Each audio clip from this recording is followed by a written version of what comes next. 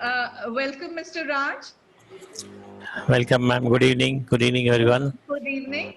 So, Mr. Raj Kumar, he's the Director, Academics and Brand of GEM Foundations, Bangalore. He is Chairman of GEM Foundations.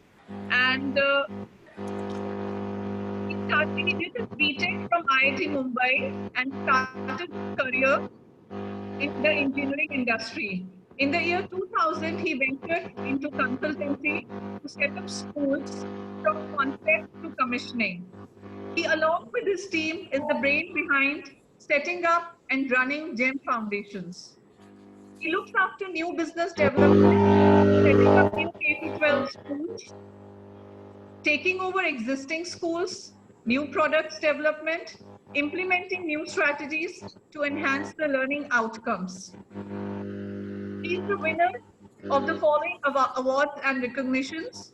Best Principal of the Year 2015 award by Independent Association of Schools Bengaluru. Changemaker of the Year 2016 award by Center for Excellence in Education Chennai. Innovative Academician of the Year 2017 award by Association of Researchers for Education Chandigarh.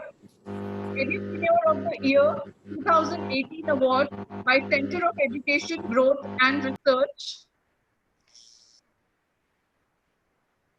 Hello. Lifetime Achievement Award 2018 by IUF Fraternity Kolkata.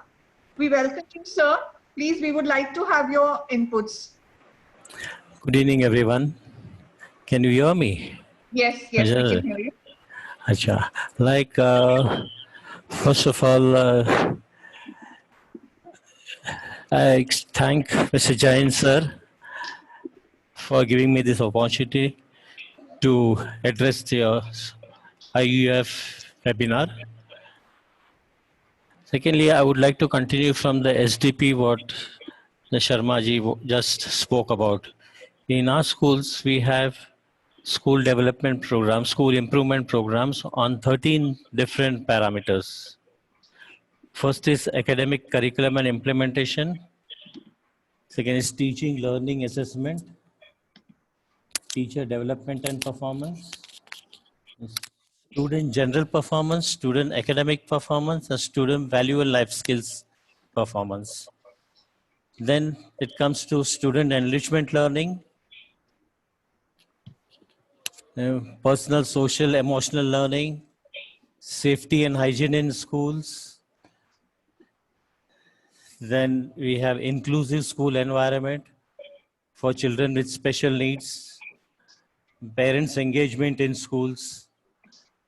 Then comes happiness and satisfaction of parents and children and staff in school, happiness and satisfaction in schools. And last comes branding and promotion of schools. For these 12 parameters, we concentrate for school development program. But now there is one more 13th due to this school lockdown. We are having this homeschooling for the children. Homeschooling has become very necessary because schools are closed, children are at home, and children are just wasting time. They are having a loss in education. At the same time, parents are worried about their children's education. It was compulsory to start the online education, but our online education is completely different. It's not that just we send some notes or videos or WhatsApp or something and that's over. No, absolutely it is interactive. Interactive in the sense the children can really see the teacher teaching. Children can see what she writes on the whiteboard. The teacher shares animations, videos, pauses the animations, makes notes, annotations, everything absolutely the same way as what she would have done in the classroom. Next, we also see that the child is attentive at home while studying.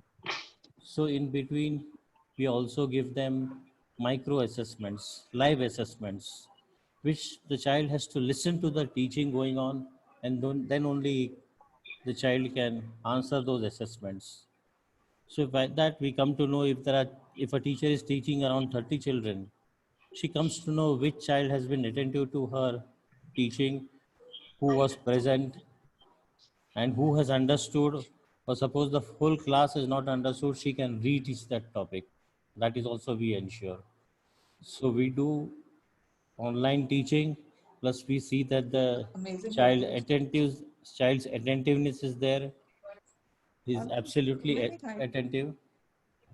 Then also we set assessments, assignments also we give.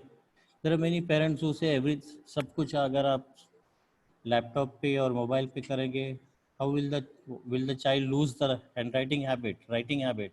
No, we give the assignments, home assignments on the mobile, on the app, but the child has to do the assignment in the text, in the notebook.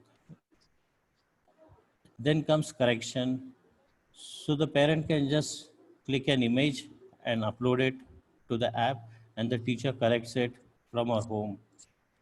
She can give correction just as what she would do in the school. The right tick, the right green tick would come where the child has answered correctly, or the red wrong tick, wrong cross would come where the child has answered wrong. If the spelling mistake, then underline is there. Teacher would allot marks, give marks. And the same thing, immediately the parent can see at home also the answer sheet, duly corrected answer sheet. So we get to do the subjective assessments, and also handwriting habit is not gone of the child. That they keep on doing the handwriting work also. Of course, objective assessment, the software does the correction itself. That teacher does not have to do any correction for the objective assessment, but subjective assessment, the teacher herself does it. But no need of getting the copies to school. It is done online on the screen itself. The copy of each child comes on the screen, and the correction is done on the screen, and the parent gets to see it also. In fact, we are going to conduct PTMs also this way, wherein all the answer sheets, everything will be shown on screen itself, and parents do not have to come to school. They are most welcome if they can come to, but if they have any limitations of time or anything, they can have the PTM at home only, and have access to all the child's work on the screen itself. So this also problem is solved, that teach the children don't do handwriting. In fact, we can also give them handwriting homework. Handwriting, we have a subject handwriting, but even in online model, we give the handwriting homework also, and the handwriting also is checked by the teacher in the school without getting the copies to school. So this is absolutely, in fact, this lockdown has become a great opportunity.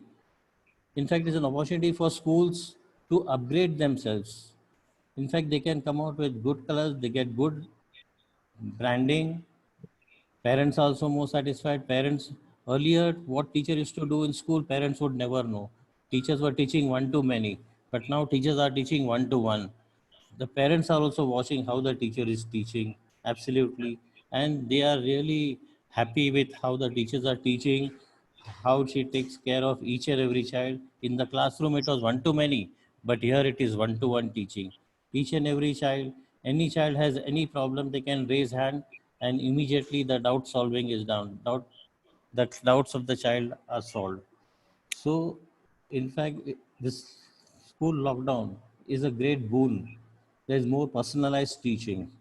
The parents are also more happy. They know what is exactly happening in this, what is exactly what the child is learning.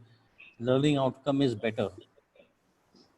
We even do project based learning, not just academics. Project based learning, there are many things in the house which the child can have access to, and the teacher instructs them to do, and they do project based learning from home itself. Even enrichment learning, hands on learning, even yoga is done. Even yoga is done through online. Can see the children really enjoying it, and really the parents are really appreciative. Earlier they used to just send their children to school, and they would not know what is happening in the school, but now they know exactly how much pain the school takes to teach their child, and the children are also enjoying it. The learning outcome is more than what was compared to school. In fact, even after lockdown, maybe gradually people are going to do more of homeschooling rather than sending the child to school because they're getting better results now. So that's all what I wanted to say. If you have any questions, you can please ask me. Yes. So my question to you is that we are in a country where there are a lot of rural areas, there are urban areas, and we cater to all kind of school systems also. So, what is your view on sustainable growth and development of a school under the low fee structure, and how a school can survive in the current education system under these where the fee structure is pretty low? It's possible. It is possible. Not that it's not possible. See, where the Mhm. fee structure is low, okay, the government should help. Government should help in the sense giving land at cheaper rates, because after investing crores of rupees, the owner of the school would at least want the bank interest to come. Otherwise, why should he put up a school? He would put that money in bank FD and just go off to sleep and earn the FD interest. So at Yeah. least that much should come. And with low fees also, the investment in putting up the schools should be less. The government should allot land at cheaper rates, one thing. Secondly, there are many corporates who have CSR programs, the social responsibility program. They can adopt schools and they can bear some of the expenses. And thirdly, fees are low. Fees can be kept low also if some scholarships are given to the children. So scholarships, CSR program, and government funding, plus funding from banks to build a school. Banks don't give to build a school, but the funding is available at a lesser rate. So all these four factors can easily help the school to maintain a break even. Not only break even, the school becomes profitable also. Great. Thank you very much, Mr. Raj. Thank you so much Thank for you, your ma'am. Thank you, inputs. ma'am. Thank you. Thank you.